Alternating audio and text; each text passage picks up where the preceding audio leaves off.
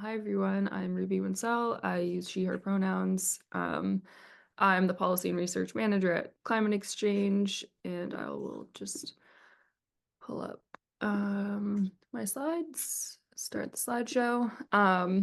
So I will primarily focus on the dashboard, but also wanted to give an overview of who Climate Exchange is, and we have 3 programs. So Climate Exchange is an organization focused on state level climate mitigation policy. We do have a 50-state scope, but don't really work on local policy or federal policy. It is primarily at the state level. We have a mission to achieve a rapid and equitable transition towards zero emissions economy by advancing state climate policy. And we do this through 3 programs, our State Climate Policy Network, or SCPN, our State Climate Policy Dashboard, and we also have a pro bono policy assistance program. So first up, the SCPN is a network of over 15,000 advocates, legislators, government officials, business leaders, researchers, and more, all sorts of people working on climate policy and kind of related issues and policies in their states, looking to reduce emissions and put forward strong and equitable policy. We do have all 50 states represented in the network. We do also have a lot of people who are interested in learning about state policy, but that might not be their main focus. We do have people who primarily focus on local policy, federal policy, but the bulk of our network is state policymakers and NGO advocates. A couple pieces of programming that we do through the SCPN. We have monthly webinars, sometimes more than one a month. These kind of provided a deeper dive into a specific topic or policy. We just had one last week on data-driven climate communications. So sometimes they're more broad, but other times they do focus on specific policies like methane abatement, or we have a transmission focused series on how state policy can kind of reform and build out the country's transmission system. We also have monthly national calls the last Wednesday of every month. This is where people on the ground in their states will provide updates on like what's going on in their state, what are the most relevant bills under consideration, rules, regulations, kind of where folks' attention is in the climate movement in their states. It's a great way to connect with people across the country, learn what other states are doing, how it might be relevant to your state. And we also have expert presentations at the beginning of those, so people can come on and give an overview of a tool or report or resource that they'd like to share. We also have a biweekly newsletter. We'll share articles in that, policy resources. I also draft a lot of state and federal policy updates focused on climate policy. So another way that we serve to be a resource to our audience. The last thing is you'll see there's the pro bono policy assistance, access to peers, and expert connections. This kind of ties into our assistance program. So we do provide pro bono policy assistance. We can do anything from provide like example states and model states, as well as model rules for a given policy. So say you're interested in solar siting, we can provide best practices for that. If there are model rules, we can share those with you. We can connect you to folks who do draft those model rules. We can also help with identifying gaps and opportunities in your state's climate policy landscape.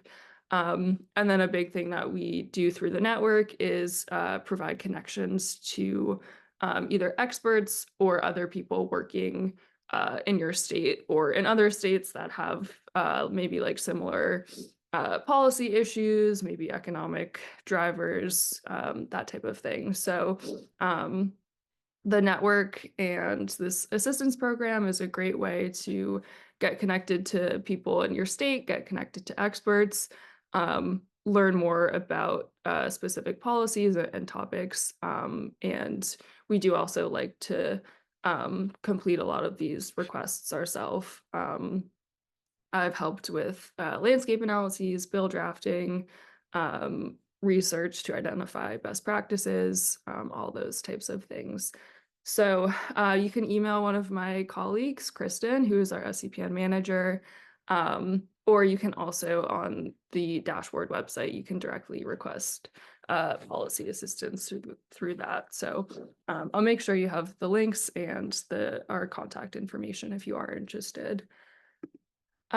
This is just a quick example of something we've done through the assistance program. So someone who is a new state agency environmental justice staffer, kind of what first position of its kind in a state, reached out for kind of two reasons. The state didn't really have a statewide strategy to attract federal funding. And again, it was a new position created. They kind of wanted to learn what other states are doing and how they can learn from those best practices. So we identified similar states based on political and economic contexts. We provided connections to technical assistance providers around federal funding. A lot of people do provide technical assistance to secure federal funding and help strategize around that. Also identified some best practices of EJ positions and offices within state governments, and then provided some connections to state and local organizations who could kind of help guide the strategy around environmental justice and a just transition in the state. We also identified like connections to people in similar states. We provided examples of what an EJ office or EJ position can look like, and identified some kind of similar positions in other states as well. So this is kind of a different topics, obviously based on what people request, but kind of a common way we approach these, both doing in-house research and then connecting folks to relevant actors.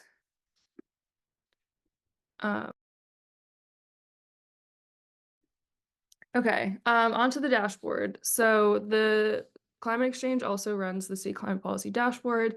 I'll just call it the dashboard from now on. It's an online tool that provides information on 62 state level climate policies across all 50 states. These policies span 7 sectors, which I'll get into in a little bit. But it's designed to kind of provide an overview of what your state's policy landscape is and help you identify policy opportunities to increase your state's climate ambition and reduce emissions equitably. A couple highlights: it's free and accessible. Like I said, information on 62 policies across all 50 states.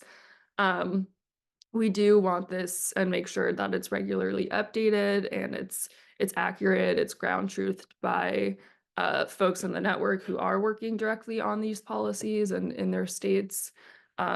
We relaunched the dashboard to its own site in October of this past year. And so that made it a lot easier to update it regularly. So we had the launch in October. We just did a big content update at the end of January. And then from there, we're going to do kind of a 6-month cadence. So the next update is planned for June or July, I would say. And it's a big kind of consolidator of resources. We feature resources from over 100 organizations. And like I said, we crowdsource a lot of data from the SCPN and from other organizations as well. A really brief overview of the policy framework. You might recognize a lot of these sector-based policy areas.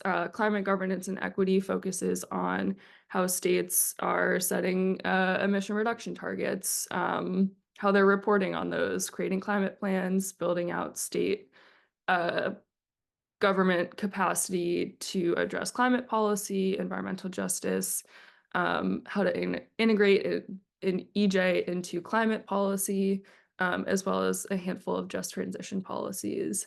And then cross-sector focuses on economy-wide policies and policies that span multiple sectors. A common one is carbon pricing. That can just be in one sector, or it can be economy-wide. And then we have electricity, buildings and efficiency, transportation, industry, and natural and working lands. There's a couple ways to see that full policy framework. You can go to our methodology page. We have an all policies page. You can also, on a specific state page, if you scroll down to the big data table, which I'll show you in a little bit, you can see the full list of those 62 policies as well. Really quickly on the methodology, a lot of the information is manually tracked, as well as through secondary research. We have some organizations who contributed some data. They do some policy tracking, and most notably Spot for Clean Energy develops policy components. And so we've incorporated some of their policy components and data into the dashboard as well. And you can see this shaded map just is providing a really high level landscape of number of enacted policies. So you can see a lot of the well-known climate leaders are in darker colors, and then shading kind of varies across the country. So some key features: you can identify state policy opportunities. You can explore the status of those policies by state, or by policy. You can identify the whole 50-state landscape. We do have 4 different statuses. We have enacted, so the policy exists, it's on the books in the state.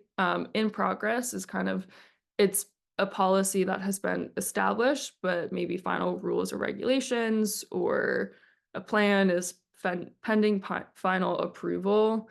An example of this is in Oregon, the legislature passed legislation requiring the development of an environmental justice mapping tool by, I think, October of next year. So legislation requires that tool to be developed, but it's not currently, it's under development now. So that's an example of what's in progress. We're not a policy tracker in the sense you'll see bills under consideration in the legislatures this session, but there are some policies where they're required to be finalized. So we do feature some of those. Partially enacted refers to the policies with components, and it means that some components are fulfilled but not others.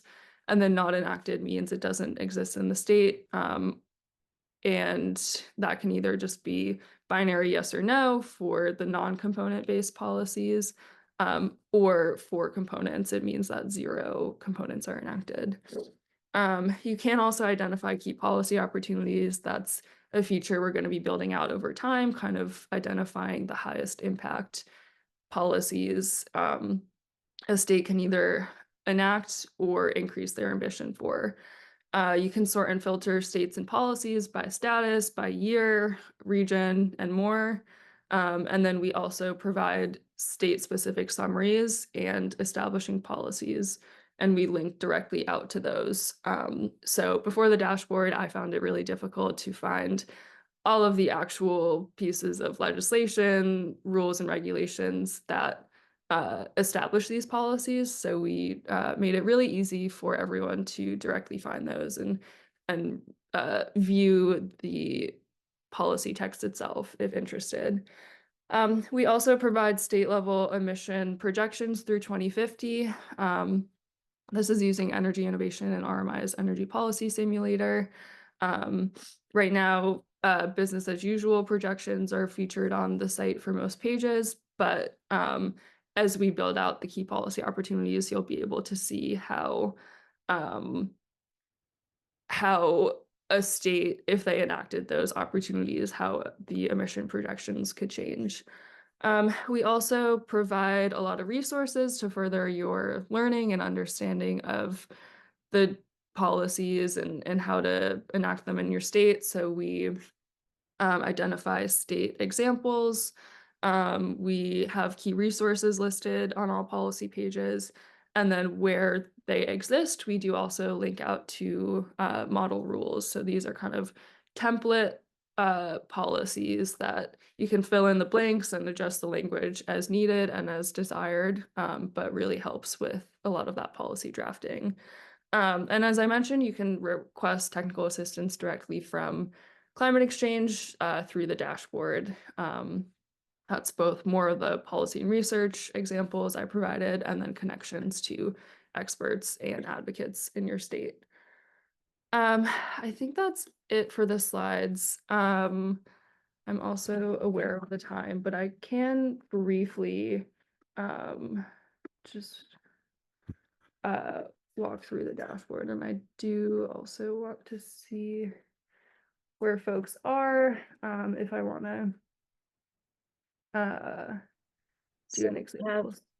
Kentucky, Washington, Minnesota, Georgia, New Hampshire, North Carolina. Okay. I'll do North Carolina because there are some interesting things to highlight there. But this is the homepage. Like I said, you can see our oh, actually, I won't do North Carolina. Rebekah will cover North Carolina. I'll do another state. Let me just pull up that list again. I'll do maybe Minnesota, and we do have a state comparison tool, so I'll throw in some other states as well. If you want to go to the all policies page, you just click on policies. If you want to learn more about who our partners and contributors are, you can go there. The methodology will kind of explain our policy tracking methods, how we developed these shadings, all of that. And you can see we have definitions of what those statuses are. If you just hover over, you can see a really high-level summary of just the statuses across the 62 policies. I'll go to Minnesota. What does it mean when it says partially enacted? Is that like passed, like the legislature, but it's signed by the governor, or? Yeah, that's a good question. I'll go down to electricity. So you can see we do incorporate some spot data. They are a great resource. They develop policy components that kind of break a specific policy down into more granular aspects of its design. I'm not sure if you can see for the screen sharing, but if you hover over the bars, you can see what those components are. And then we do link out directly to Spot's website, so you can view the sources for those. You can see very easily what components are fulfilled or what's not. So partially enacted just means that some components are enacted and some are not. So it ranges a lot in terms of what the state, what the components look like across states. But yeah, looking at just the specific policies with components would be partially enacted.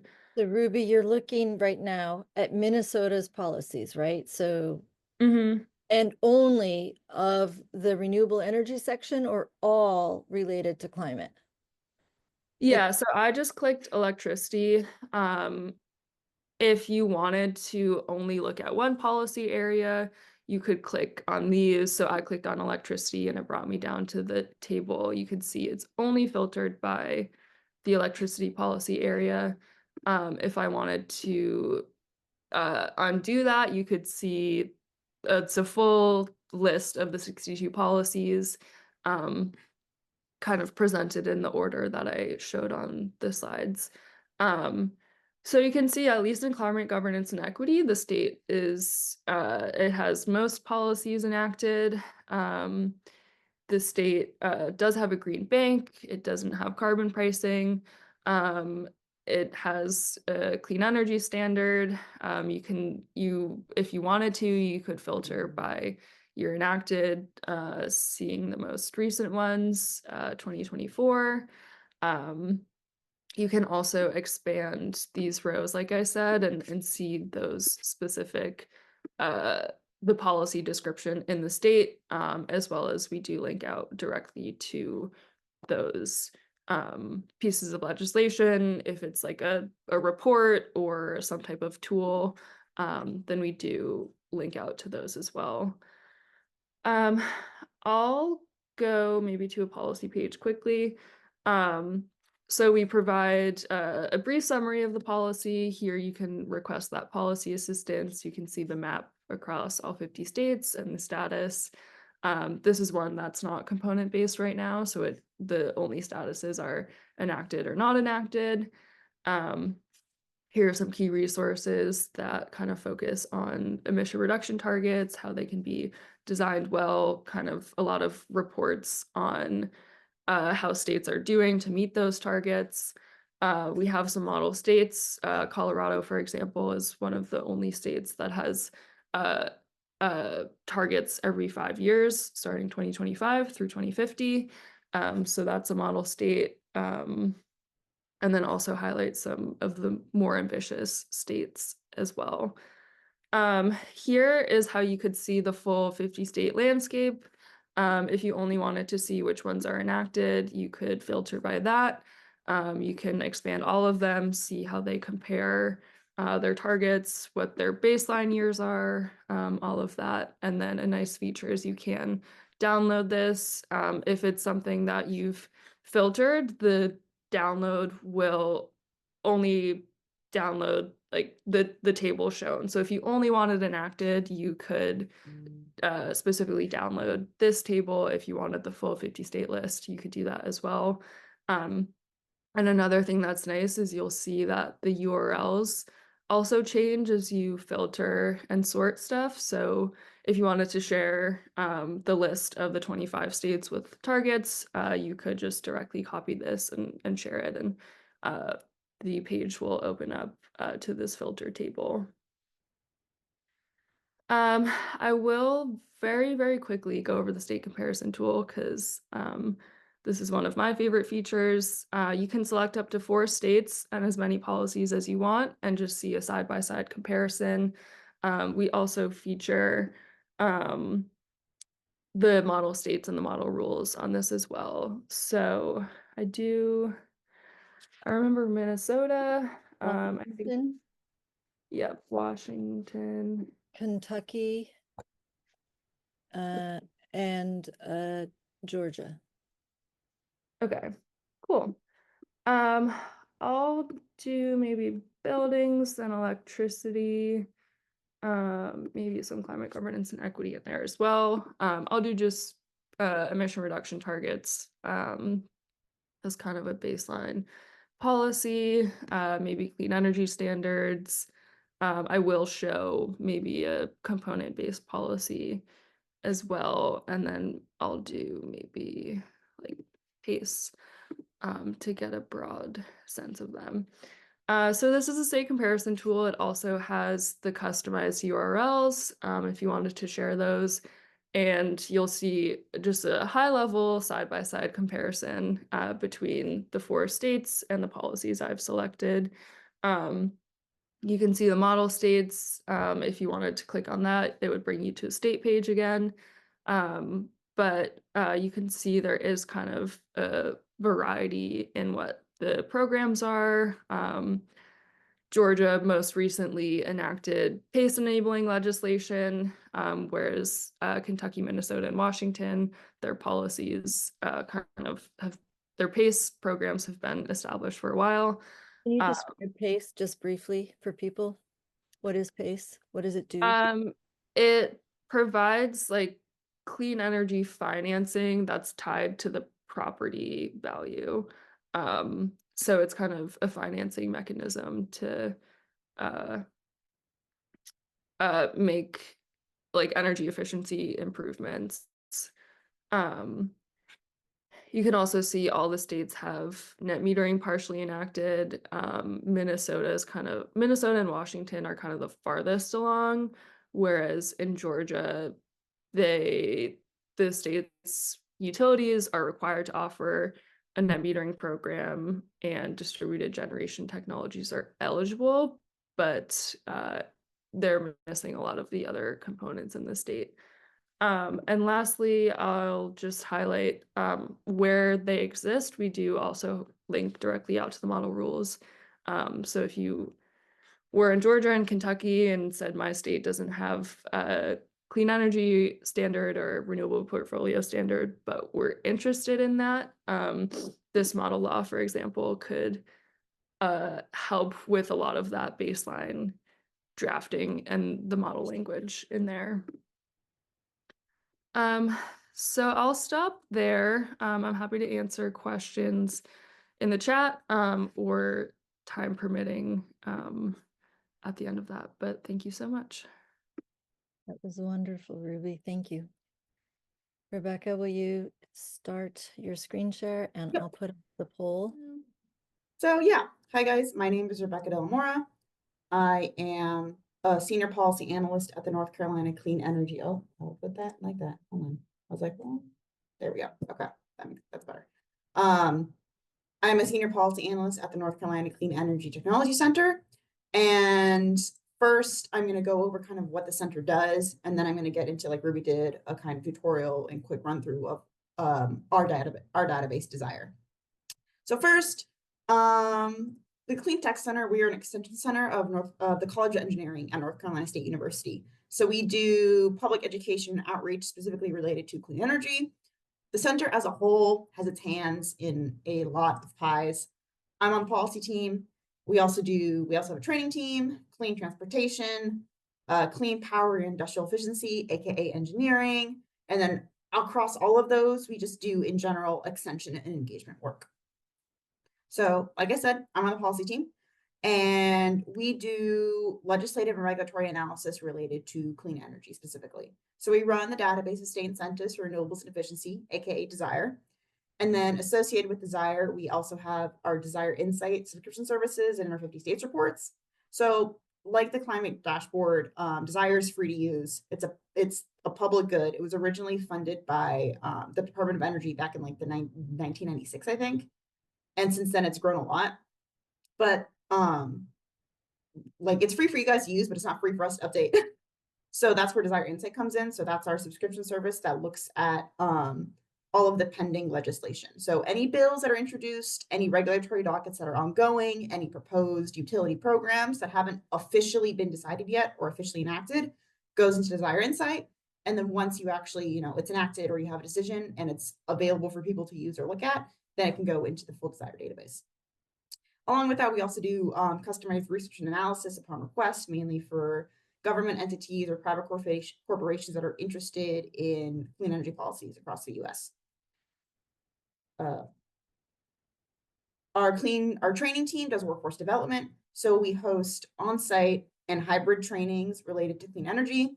It's mainly focused on the solar industry at the moment. So a lot of operations and maintenance, installation, the business aspect of these types of companies.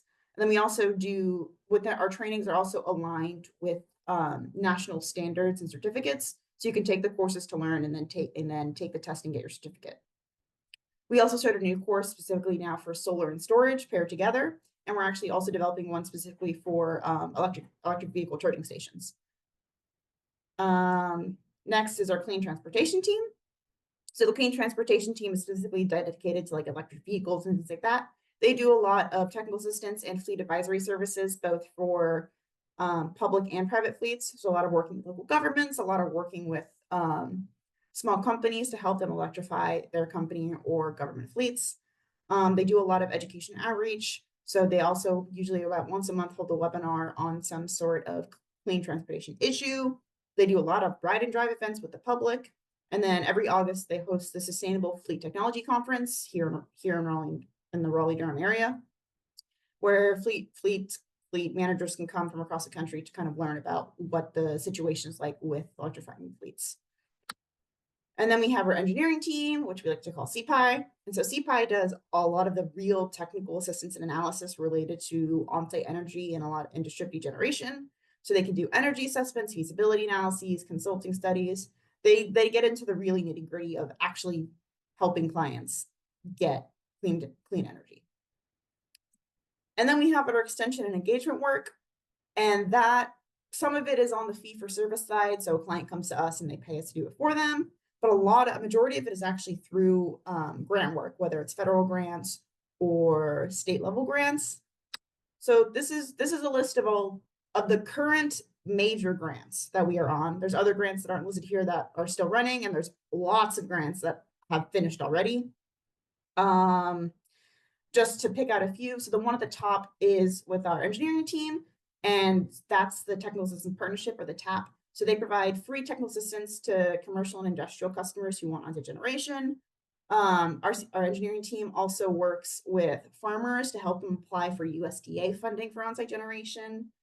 We have a grant going on to helping local governments learn about siting and permitting for utility scale solar and renewable energy.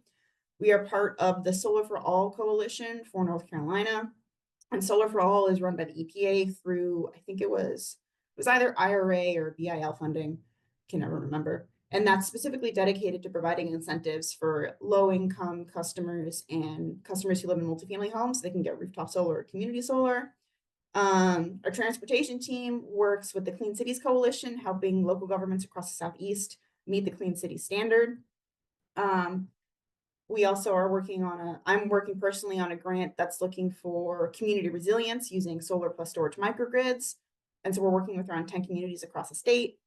Our training team is working with Native American communities for workforce development in the clean energy sphere, and then also developing new training programs for other people to use.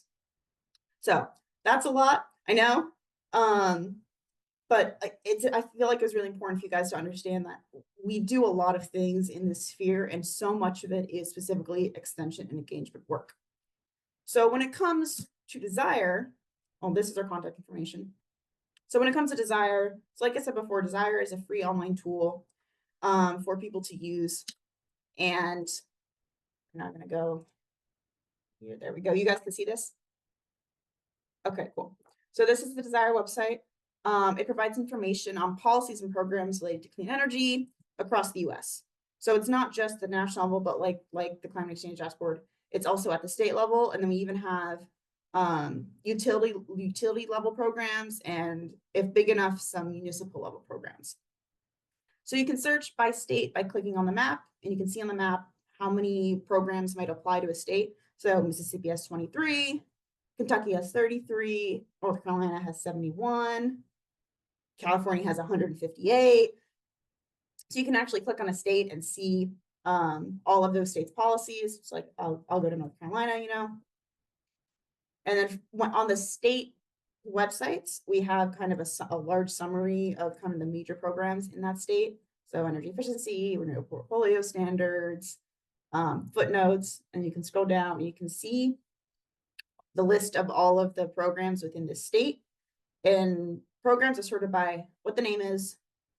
If you're looking just at general programs, the state, whether it's a financial incentive or a regulatory policy, the type of incentive or policy, when the entry was created, and then when the entry was last updated. And it defaults to whatever the last update was. So our most recent update was, February 6th, and it was the South River EMC, which is an electric cooperative in the area, for a heating rebate program. So if you want to check that out, we can come into the incentive program. You can see kind of all the information that is provided on this program. So who implements it? It's a utility, it's a cooperative. It's a financial incentive in the state of North Carolina, and it's specifically a rebate program. We also then link to the website the main website where you can take advantage of this. So this links directly to the cooperative website, the administrator, the cooperative, the utility, the cooperative. Then we list the eligible technologies for the program. So here it's solar water heaters. Who can take advantage of it? Residential, commercial, industrial, agricultural, low-income residential, multifamily residential, manufacturers, local government, state government, tribal government. It's all in there. The amount of the incentive, the maximum value of the incentive, if it's different from the standard incentive value, any equipment or technical requirements that are needed to actually be eligible to receive the incentive, and then, if relevant, ownership of renewable energy certificates or credits. Then below all of that, then we'll have a quick summary so that you can kind of get an understanding of what the incentive is for. And since DSIRE is aimed towards the general public, these entries should be pretty easy to read and understand, even if you don't know anything about clean energy or solar water heaters. And then below that, we try and always have a contact for whoever the administrator is. So here you have the information for the electric cooperative. So you can go directly to them if you have any questions. And then we'll also have memos that show you when we updated it and what changes we might have made. So this was last updated by our intern Seth. And so it was an annual review. And so he made sure that all the program details were accurate and up to date based on what the cooperative is offering. And the types of things you might see in these programs are going to vary based on what type of program entry it is. So like, if we just go to all the programs we have in DSIRE. This is everything. It's all the states. It is all the programs. And again, you can see it defaults to what was most recently updated. It looks like the intern is focusing on utility incentives. Let's see if we can't find something different. All right, regulatory policy, cool. So Colorado, we recently made changes to the renewable energy standard. We can go check this out. And you can see here, while the formatting is the same, the information included in this table at the top is going to be different. So we still have the sector, the category, the state incentive type, and the website again. But then we also have, because it's a policy, when did it start? All of the technologies that are eligible for the renewable energy standard, who the standard applies to, investor-owned utilities, munis, and co-ops, what the standard actually is, so all of the final goals and targets, the technology minimum that they must reach, any compliance multipliers or things like that, the renewable energy credit lifetime, the tracking system they use, they have an alternative compliance system set up. And then you come down, you can see this is the summary here is a lot more in depth than maybe that co-op incentive was. And you can see, it gets into what the eligible technologies were, because not everything is maybe clear if it's just in the table. The differences between the investor-owned and electric and municipal utilities, how it applies to generation transmission cooperatives, any carve-outs they may have to apply to, credit multipliers, compliance requirements, the new clean energy standard that they recently passed a few years ago. And then here you can see we also have the authorities.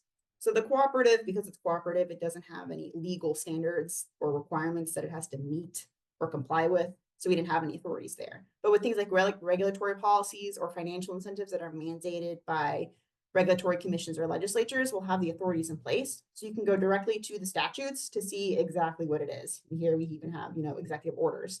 You can see the date that it became effective.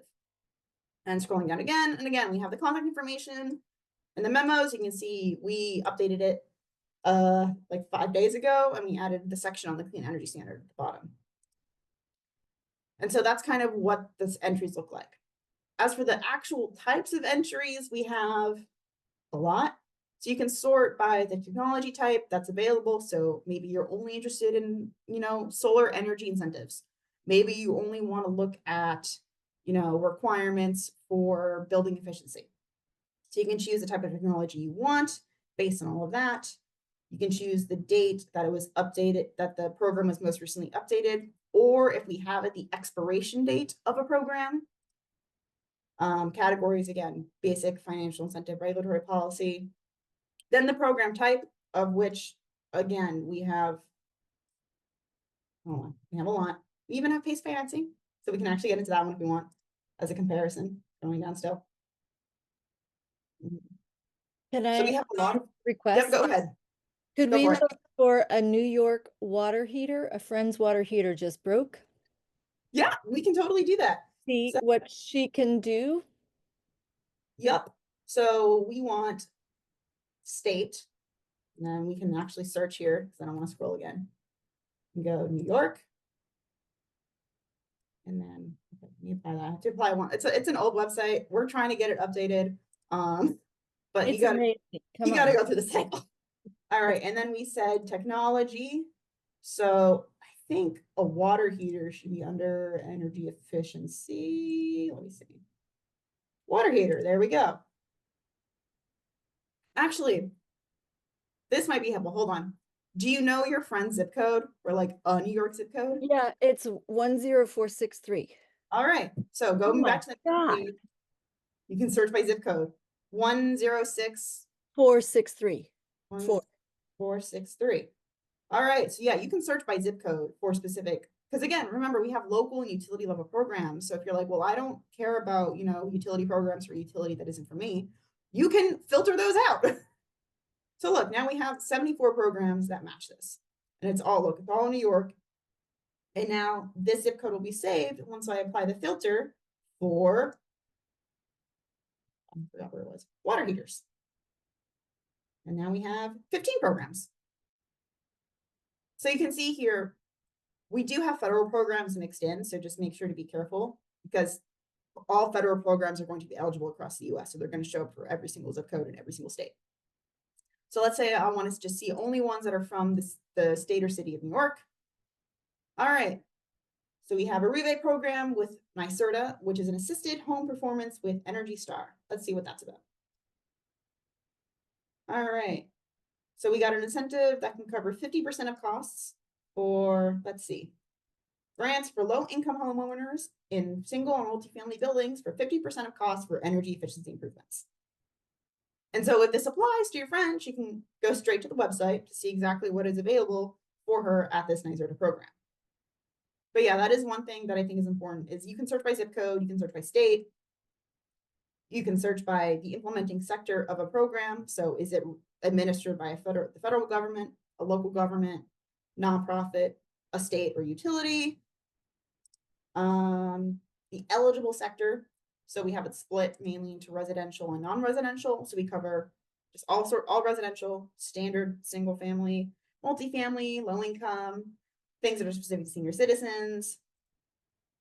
Non-residential, we have commercial, industrial, agricultural, the manufacturers.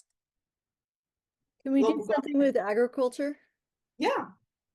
So let me clear here. Let me clear these. Yeah, not that zip code.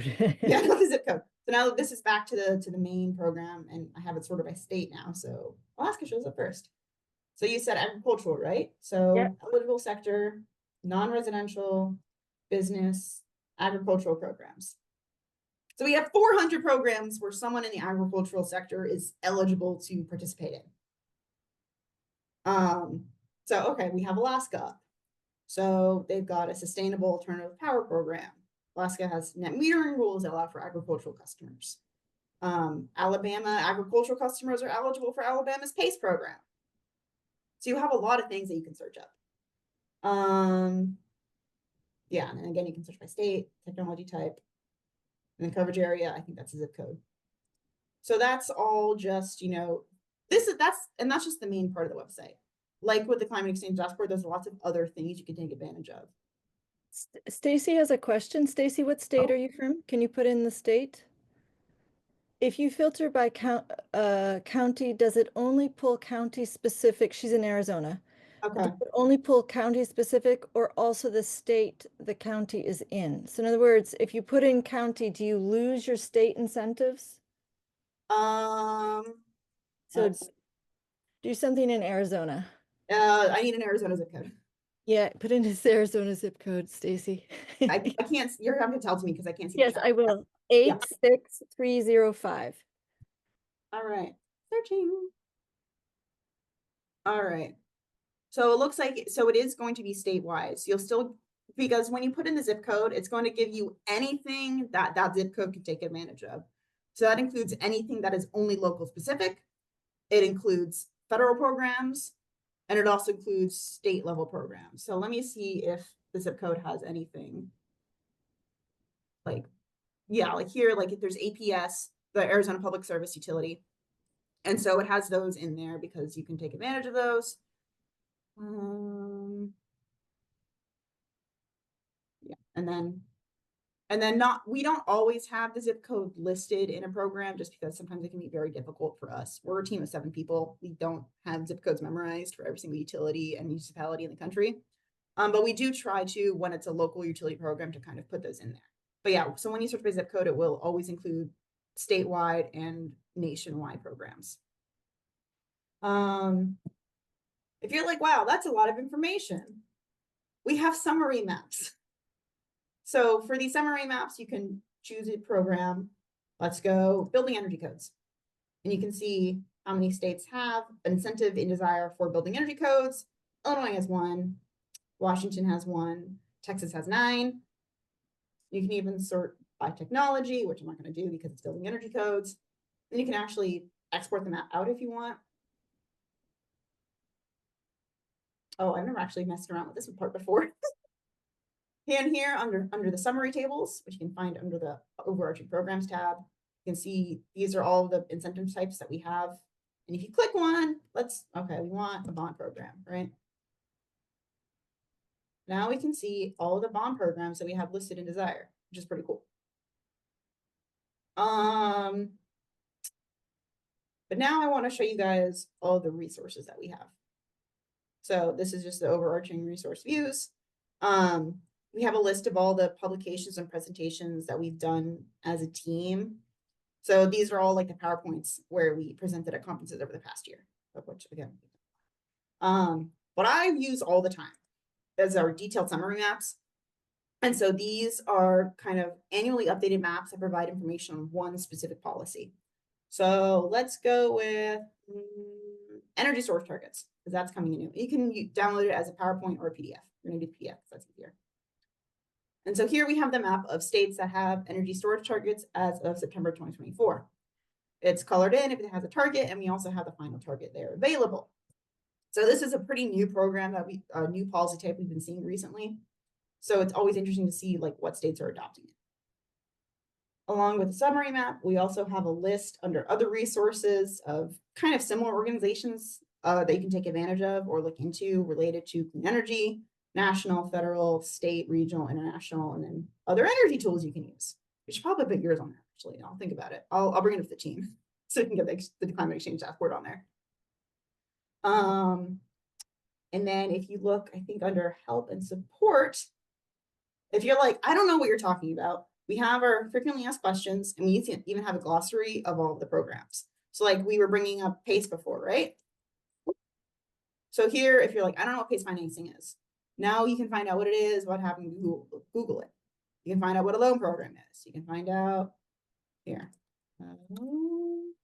what a renewable energy credit is, or a solar renewable energy credit. And we have our FAQ. And then if you still need help, we have our 20-minute presentation of how to use DSIRE, which also gets more in depth. And I think that is mostly everything. So I hope that was useful. That was fantastic. Does anybody have any requests that they want us to search on either of these platforms? Put them in the chat, perhaps. Maybe I'll ask the two of you to sort of speak to each other about how can we as extension professionals improve the communication with our communities in order for helping our communities access these resources? Like specifically, like I will share with my friend how to find her water heater incentives, right? But you have had this experience for quite some time. What are some of the ways to help people connect the dots for local action with local resources and policies? So, I mean, from a DSIRE standpoint, I actually do know a lot of government agencies or local governments or utilities might actually link to the DSIRE website, because they're like, if you want more information on incentives, check out this website here. And every time I see it, I'm like, oh my God, that's us. So, I mean, one way is like, if you know someone is going to your website, regularly. Like, the state government knows if someone's looking for a tax incentive and they come to their website, they're going to see the website. And so if you have traffic on your website and you just put the resources there that is easy for people to see, then it's a really good way to like get the information out there. I mean, another thing is, again, we are similar, like engagement focused. So like, for example, the siting and planning grant that we're on for like local governments. As a part of the grant, we have to have regular like community meetings. Can't call them that anymore. Like town halls with local like residents and government institutions. And so our team members have been like traveling all over North and South Carolina to come to these communities and be like, hey, this is what this stuff means. And so I'm not on that grant, so I can't tell you like what their marketing scheme is. But I'm assuming it's a lot of, you have to work with the local governments. I think also it's really important to make sure to get this information out there. Because again, a lot of this stuff happens at the local level. So what about workforce development? What are your thoughts on helping connect the dots on renewable or climate worthy workforce development? You have some thoughts on how you can help activate that in your state? I mean, we have our training team that does a lot of that already. And in general, the center itself works a lot with the local government. So like we have good relationships with the North Carolina Utilities Commission and the Department of Environmental Quality and the State Energy Office. Like the State Energy Office is the group running their Solar for All grant. So we are a sub-awardee under them. And So, but you're just talking in this particular case, like DSIRE is national, right? Yeah. DSIRE platform is national or database, forgive me. But when you say the workforce, does North Carolina invite folks to come to North Carolina to work on workforce development? Like, do you provide consulting for that? So I know our training team does do like fee for service work related to training services. Oftentimes just because you really need that physical experience, it has to be in person, lots of time with local governments or local companies. But I do know it's possible to like do things like remotely through Zoom, or even have people come in. Like I remember I think they came in from, as a part of one of the grants, we had a group come from a university in the Navajo Nation, came to Raleigh to take one of our training courses. But that part's really going to vary. And I do have to be honest, I'm not an expert in our training team's practices. But if that's something you want to talk about in another webinar, I can definitely bring it up. Okay. Ruby, what about you? How about workforce development? You mentioned it in your platform, but how can we help local communities build out workforce development opportunities? Yeah, so that is not currently an area that's on the dashboard. We do have like a whole long running list of topics and policies to explore in the future. I will just say I do think I think there's a lot of energy around workforce development. I've seen states create like state level climate workforce development programs like Climate Corp at the state level. A lot of states are looking into like the EV transition, just like other areas where states, especially with a lot of federal funding, are seeing booms in these technologies and these sectors. So yeah, I would just say like states providing support, identifying needs and gaps in their workforces, providing grants for training or retraining or educational programs, all of that can help push it forward. Just a perspective from the state level. So another question for you, Ruby. Of all of the policies that you've had to look across, I mean, because you are sort of this really unique individual who has been tethered to this platform, but also tethered to all the policies that are embedded. What is one of your favorite policies that you have seen that just gives you hope and happiness? That's a great question.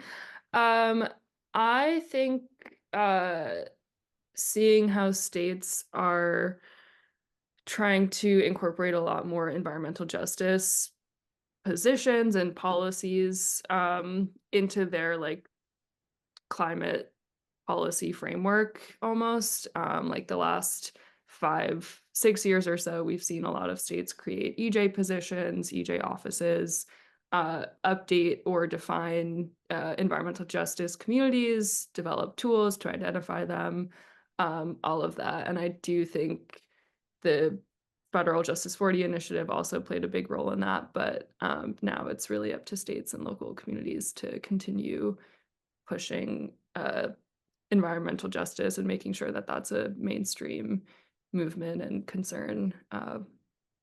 Yeah, so. Well, with that, that was a perfect segue. I promise I did not ask her the question knowingly. I would like to close out today's event. Thank you so much for joining. On March 19th at 2 p.m., we're having a solar and environmental justice webinar. So if you want to learn about different strategies on that topic, be sure to register. And hopefully the link is not in there, and I will put the link in there right now, the registration link. I want to thank Ruby and Rebekah. Thanks so much for your leadership and your enthusiasm and your hard work. It's really wonderful and timely. Thanks so much for sharing your time with us.